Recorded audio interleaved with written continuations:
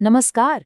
आज हम बात करने वाले हैं एक बहुत ही जानी पहचानी पुरानी कहानी की, ईमानदार लकड़हारा। अब हम सब ने ये कहानी बचपन में जरूर सुनी होगी, है ना? पर शायद इसमें कुछ ऐसा भी है जिस पर हमने पहले कभी इतना गौर नहीं किया। तो चलिए आज इस कहानी की गहराई में उतरते हैं और देखते हैं इसमें क्या खास है। तो सबसे पहले मिलते हैं हमारी कहानी के हीरो से। एक लकड़हारा बहुत ही गरीब था, एक छोटे से गांव में रहता था।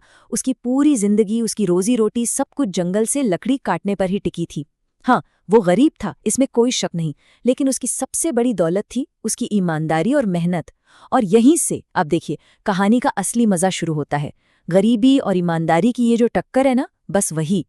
सोचिए जरा, उसकी जिंदगी कितनी सीधी साधी थी।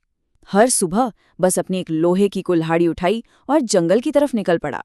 दिन भर मेहनत, और वही एक कुल्हाड़ी थी जिससे उसके और उसके परिवार का पेट भरता था। मतलब ये कहना गलत नहीं होगा कि उसकी पूरी दुनिया बस उसी एक औजार में सिमटी हुई थी। और फिर एक दिन वही हुआ जिसका डर हमेशा बना रहता है। वो नदी किनारे पेड़ काट रहा था और अचानक छपाक कुल्हाड़ी हाथ से फिसली और सीधी गहरी नदी में। एक पल के लिए सोचकर देखिए, क्या बीती होगी उस पर। सब कुछ खत्म। उसकी वो चीख सिर्फ एक औजार के खोने की नहीं थी, वो तो अपनी रोजी रोटी, अपने पूरे सहारे के खो जाने की चीख थी। अब वो बेचारा नदी किनारे एकदम निराश बैठा था। तभी नदी में से एक देवदूत प्रकट हुए। उन्होंने लकड़हारे को देखा और मदद के लिए हाथ बढ़ाया। और बस यहीं से लकड़हारे की ईमानदारी का असली टेस्ट शुरू होता है। कहानी एक ऐसे मोड़ पर आ जाती है जहां उसे एक बड़ा फैसला लेना था। तो देवदूत नदी में जाते हैं और बाहर आते हैं एक चमचमाती चांदी की कुल्हाड़ी लेकर। सोचिए, एक गरीब आदमी के लिए कितना बड़ा लालच रहा होगा। पर लकड़हारे ने एक सेकंड भी नहीं लगाया। उसने सीधे सीधे साफ मना कर दिया। उसका जवाब कितना सरल और सच्चा था, नहीं भाई, ये मेरी नहीं है। लेकिन इम्तिहान अभी खत्म नहीं हुआ था। देवदूत दोबारा नदी में गए और इस बार सोने की कुल्हाड़ी लेकर निकले। अब ये तो पहले से भी कहीं बड़ा लालच था, लेकिन हमारा लकड़हारा वो अपनी सच्चाई पर टिका रहा। उसने फिर मना कर दिया, क्योंकि उसे पता था ये कीमती कुल्हाड़ी उसकी है ही नहीं। और उसने जो जवाब दिया ना, वो कमाल का था। उसने बस इतना कहा, मेरी तो एक पुरानी लोहे की कुल्हाड़ी थी।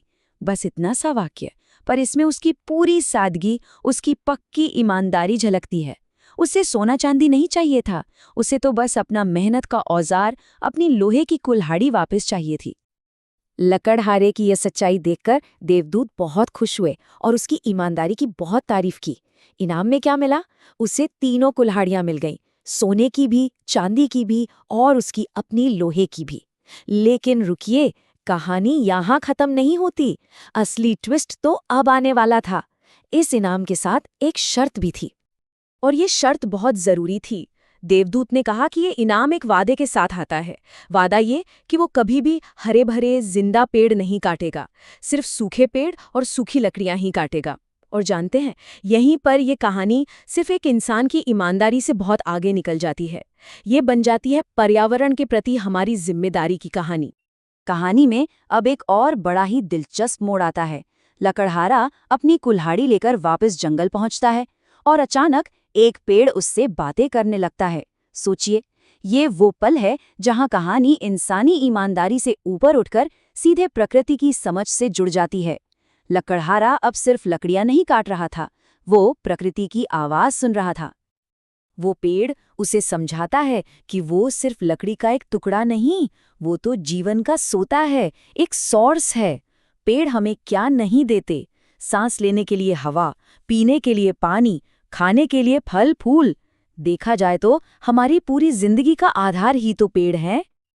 और फिर पेड़ वो बात कहता है जो शायद इस पूरी कहानी का सबसे गहरा सबक है। ये एक तरह की गुहार है, एक चेतावनी भी, कि हरे पेड़ों को काटना सिर्फ पेड़ों को काटना नहीं है, ये तो अपने ही जीवन की जड़ों को काटना है। बिल्कुल, अपने ही पैरों पर कुल्हाड़ी मारने जैसा। पेड़ की ये बातें सुनकर लकड़हारे के जैसे आंखें ही खुल गईं। उसे पहली बार एहसास हुआ कि वो अनजाने में कितनी बड़ी गलती करता आ रहा था। उसे समझ आया कि उसकी जिम्मेदारी सिर्फ अपने परिवार तक नहीं, बल्कि इस पूरी कुदरत के लिए भी है। और उसने पेड़ की बात मान ली। तो फिर इस कहानी का असली खजाना क्या था? क्या वो सोने चांदी की कुल्हाड़ियां थीं? नहीं, बिल्कुल नहीं। असली खजाना तो वो दो गहरे सबक हैं जो ये कहानी सिखाती है। और मजे की बात यह है कि ये दोनों सबक एक दूसरे से जुड़े हुए हैं। चलिए देखते हैं कौन से हैं वो दो सबक। तो पहला सबक जाहिर है ईमानदारी का है। कहानी बताती है कि असली दौलत चीजों में नहीं बल्कि इंसान के किरदार में होती है। और दूसरा सबक वो है कुदरत का, प्रकृति का सम्मान करना। ये कहानी याद दिलाती है कि असली तरक्की प्रकृति को खत्म करने में नहीं बल्कि उसके साथ मिलकर चलने में है। जब ये दोनों बातें, ईमानदारी और प्रकृति का सम्मान, एक साथ आ जाती हैं, तभी एक अच्छी और सुकून भरी जिंदगी बनती है।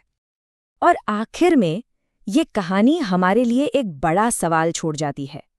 आज की इस भागदौड़ वाली दुनिया में, जहां पैसा कमाने और चीजें हासिल करने को ही सब कुछ मान लिया जाता है, वहां ईमानदारी और प्रकृति का सम्मान, इन मूल्यों की आज कितनी जरूरत है?